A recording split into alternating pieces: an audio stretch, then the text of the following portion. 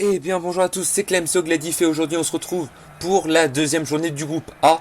Donc une deuxième journée qui peut déjà être décisive dans ce groupe. Comme vous pouvez le voir, la Pologne aujourd'hui rencontre la Russie. Une équipe russe qui a réussi à remporter son premier match de poule face à la République tchèque. Et une équipe polonaise qui a concédé le nul un partout contre la Grèce dans le match d'ouverture. Donc c'était le match d'ouverture, c'était des conditions particulières. Je pense qu'aujourd'hui on verra un très très beau match entre ces deux équipes qui ont fait quand même bonne impression, faut le dire. Une assez bonne impression pour leur premier match. Surtout une équipe russe qui a littéralement dominé une équipe tchèque vraiment mal en point. Mal en point malgré de très bons cadres tels que Setch par exemple dans les cages qui s'est pris pas mal de buts lors de ce match. Et comme vous pouvez le voir, une équipe polonaise qui ne joue pas, qui joue sans son gardien, excusez-moi. Szczesny qui a écopé d'un carton rouge face à la Grèce, qui a provoqué le penalty du coup. Il est suspendu pour ce match et il est remplacé par Tayton, le deuxième gardien. Donc voilà, le match est lancé, ça y est, l'arbitre a sifflé et c'est parti. La Russie qui peut décrocher d'ores et déjà sa qualification au bout de ce match. Une victoire leur suffira, tandis que la Pologne devra gagner pour y croire encore un petit peu plus à cette qualification. Et les Russes qui ont beaucoup de mal à rentrer dans ce match, peut-être là avec Arshavin sur un contre, ça pourra peut-être fonctionner. Arshavin qui arrive à passer, il passe, il se rapproche de la surface, il tente sa chance et c'est arrêté. Quel beau ballon, quel bel arrêt de Tayton. Tayton, le gardien remplaçant de Szczesny. Regardez cette parade. Parade main ferme et puis le ballon sort en corner. On va suivre le corner frappé par Zirkov. Les Russes qui peuvent peut-être la mettre là sur... Et non, c'est bien dégagé par la défense polonaise. Loin devant en touche. Et c'est une relance pour la Russie. Et les Polonais qui font tourner de mieux en mieux le ballon. Les Russes qui ont vraiment du mal à imposer leur jeu, leur physique, leur technique dans ce match. Et là, peut-être les Polonais pour la dernière offensive, sûrement. 45 minutes de jeu, toujours 0-0. Lewandowski, c'est magnifique. Passe pour Morawski à l'entrée de la surface, il tente sa chance. Et c'est le but. But de Rafal Murawski. But de la Pologne à la 45e minute. 45e minute, 1-0 pour la Pologne. Contre cette équipe russe qui, comme je le répète, je le dis depuis tout à l'heure, a vraiment beaucoup de mal. Et là, vous pouvez voir la magnifique passe décisive de Lewandowski qui temporise et qui attend que son partenaire Morawski se rapproche de la surface pour le servir. Et après, c'est un but. 1-0, 45 minutes de jeu. L'arbitre qui va bientôt siffler la pause. Et ça y est, c'est fait. Pause, mi-temps, 1-0. 1-0 pour la Pologne qui marque vraiment au meilleur moment, au meilleur des moments possibles.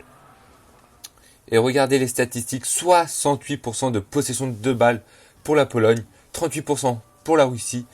Pas beaucoup de frappes cadrées, une frappe cadrée pour la Pologne, c'est le but. Et c'est reparti pour la seconde période avec les Russes à l'engagement. Les Russes qui doivent marquer 2 buts désormais pour assurer leur qualification au second tour, à la phase éliminatoire, excusez-moi. Donc plus que 45 minutes à jouer. Peut-être là avec Zagoev qui tente sa chance. Et non, Tayton qui encore est décisif sur le coup. Encore une fois, Karsakov.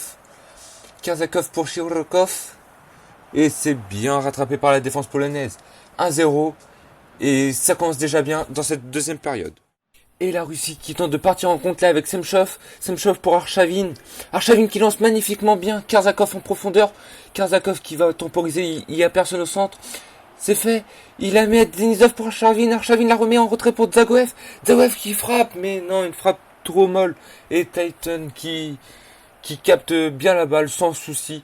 Toujours 1-0 pour la Pologne. 62 minutes de jeu. Et la Russie qui se montre de plus en plus pressante devant le but. Même si ça reste encore assez mou. C'est un match vraiment pas terrible. Ces deux équipes nous avaient proposé un meilleur match quand même lors de la première journée. Je sais pas si c'est le stress de l'événement ou quoi, mais c'est surtout la Russie qui a vraiment beaucoup de mal à développer son jeu. Et une équipe polonaise qui continue à faire tourner le ballon, même si là, c'est la Russie qui a le ballon avec Zagoev, qui cherche, voilà, c'est des ballons comme ça, trop souvent perdus. Et on en reste là pour le moment. 68 minutes de jeu, 1-0 pour la Pologne. Et les Polonais qui tentent d'assommer les Russes, là, il reste un bon quart d'heure à jouer. avec Miroszewski pour Lewandowski à l'entrée de la surface. Lewandowski qui se retourne. Il a remis à Matuzik. Matuzik qui frappe et c'est l'arrêt du gardien russe. Et quel dommage. Le 2-0 qui était au bout de la chaussure du Polonais qui malheureusement frappe vraiment bizarrement. Il aurait pu la frapper plus en force que ça. C'est un mauvais choix, mais c'est pas grave. Le résultat reste toujours le même. 1-0 pour la Pologne. Il reste un bon quart d'heure à jouer. Et les Russes qui vont peut-être partir en contre là avec Semchov. Semchov pour Karsakov et non, c'est fini. L'arbitre qui siffle la fin du match. Victoire 1-0 des Polonais. Première victoire de la Pologne dans leur Euro. Donc une petite victoire sur un but d'écart. Mais bon, c'est toujours 3 points d'assurés. Donc maintenant ça fait 4 points pour la Pologne. Provisoirement, si FIFA a bon. Donc pour le moment c'est plutôt pas mal pour eux. Et comme vous pouvez le voir, 10 tirs et seulement 3 cadrés pour la Pologne. Et la Russie qui en a cadré un peu plus, mais une possession largement polonaise. Et on se retrouve tout de suite avec le second match du groupe. Et on se retrouve désormais pour le second match de ce groupe A. C'est un match comme le premier qui peut d'ores et déjà être décisif pour la suite de la compétition. C'est le match Grèce-République tchèque. Et si les Grecs parviennent à battre la République tchèque, ces derniers rentreront tout simplement chez eux au bout du troisième match. Et le match contre la Pologne comptera pour du beurre pour cette équipe. C'est une équipe, comme on l'avait dit lors du premier match, qui a quand même de très bons joueurs. Des joueurs comme Sech ou encore Plazil, Rosicky, Barros. C'est franchement inquiétant que cette équipe soit éliminée. Mais d'un côté, ça veut dire qu'il y a des meilleures équipes. Donc ça va être palpitant et on va découvrir de nouveaux bons joueurs et tout. Et une équipe grecque qui a réussi à accrocher le match nul et qui a surtout perdu un joueur sur blessure et son deuxième défenseur central qui est suspendu pour avoir eu 2 cartons jaunes, donc un carton rouge lors du match contre la Pologne. Et l'arbitre qui siffle le début de cette rencontre. C'est peut-être la dernière chance pour la République tchèque de se sauver. Une victoire relancerait vraiment tout. Et la Grèce, lui suffit d'une victoire pour assurer, entre guillemets on va dire, assurer toujours la course vers la qualification. Et les Tchèques qui font vraiment bien tourner le ballon en ce début de match et qui restent souvent à la proximité de la surface de réparation grecque sans pouvoir y rentrer. Peut-être là avec Milan Barros qui rentre et qui frappe en pivot. Et c'est magnifique. But de la République tchèque. Milan Barros, 25e minute de jeu. 1-0. C'est une superbe frappe en pivot, comme je l'ai dit. Regardez. Une passe. C'est la première fois que les Tchèques parviennent à rentrer dans la surface grecque. Et encore, ils sont à peine rentrés. Mais c'est le but. 1-0. Milan Barros qui donne l'avantage à son équipe. Un but très important pour la suite de la compétition. Et les Grecs qui se réveillent maintenant après avoir encaissé ce premier but. Ils se réveillent, ils tentent de partir en compte là avec Magnatis. Magnatis qui rentre dans la surface. Il frappe. C'est mal arrêté par Sech. Et c'est le but de Théophanis Gekas. 30e minute de jeu. Et Gekas qui marque sur un but de renard des surfaces. Après une mauvaise relance de Sech. Et c'est l'égalisation 1-1. Il reste un quart d'heure à jouer dans cette première mi-temps. Et les Tchèques qui en retombent dans leur travers et qui doivent marquer maintenant un second but pour toujours espérer se qualifier pour le second tour. 45e minute, l'arbitre va bientôt siffler la mi-temps et on assiste toujours à un match aussi indécis et qui se joue franchement beaucoup dans l'axe, au milieu de terrain. Les deux équipes ne veulent pas prendre trop de risques, même s'il faudra sûrement en prendre en deuxième mi-temps pour pouvoir marquer le but vainqueur. Et ça y est, c'est fini, c'est la mi-temps, 1-1. La République tchèque qui avait ouvert le score par Milan Barros, et 6 minutes plus tard, Gekas qui égalise.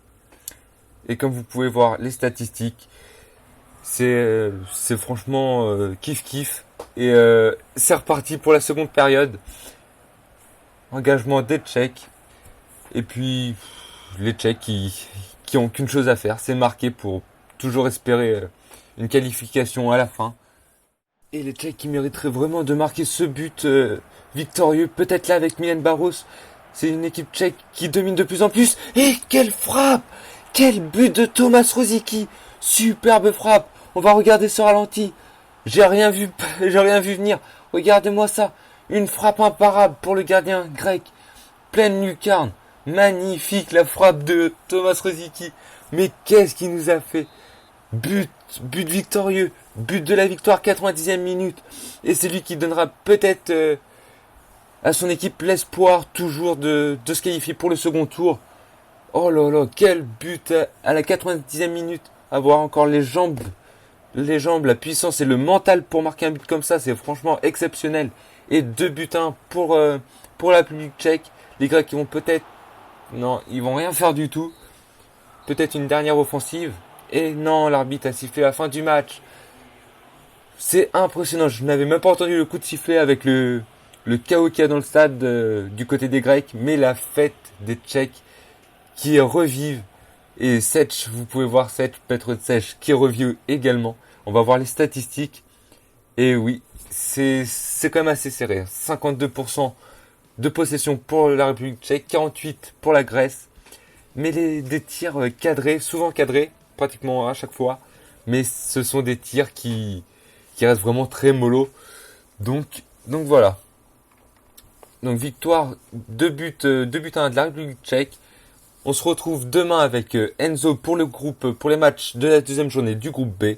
Le match du Portugal contre le Danemark. Et oui, on est supporter du Portugal encore, on y croit, dur comme fer. Allez Portugal, on va gagner. Et puis le choc entre l'Allemagne et les Pays-Bas. Donc moi je vous dis après-demain pour les matchs du groupe C. Bon visionnage de nos autres vidéos. Je vous rappelle qu'on a fait une vidéo défi si vous ne l'avez pas vue. Allez la regarder sur notre chaîne. Et puis voilà. Allez, salut à tous. Au glasigno.